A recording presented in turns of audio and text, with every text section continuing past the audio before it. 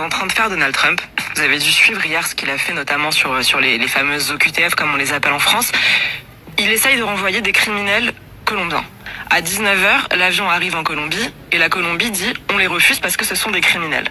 À 20h, Trump dit très bien, augmentation de 25% des droits de douane, rétorsion dans tous les sens, mesures économiques de rétorsion, plus de visa pour les Colombiens. À 20h30, la Colombie dit ok, on va envoyer l'avion présidentiel colombien pour aller chercher les criminels et les ramener sur notre sol. À 21h, Trump dit très bien, je mets pas en œuvre les mesures de rétorsion que je prévoyais. Merci d'avoir repris vos clandestins. C'est-à-dire qu'il obtient en 2 heures ce que la France n'est pas capable d'obtenir depuis 20 ans. En 2 heures, il a réussi à les faire plier. Si ça vous rappelle quelque chose, c'est exactement le programme de reconquête sur les mesures de rétorsion qu'on doit appliquer face aux pays qui ne reprennent pas leurs clandestins. Et on a des moyens de pression qui sont énormes. Tellement aujourd'hui, on est généreux avec ces pays précisément qui ne reprennent pas leurs clandestins.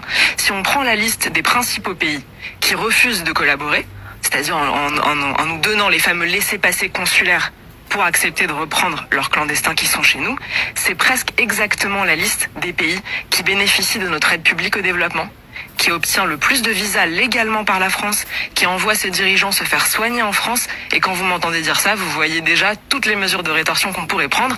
Et quand les gens nous disaient que le programme de reconquête était irréaliste, qu'il ne céderait pas, il n'y a qu'à voir ce qu'on obtient en 2 heures quand un pouvoir légitimement élu décide de taper du poing sur la table. Quand on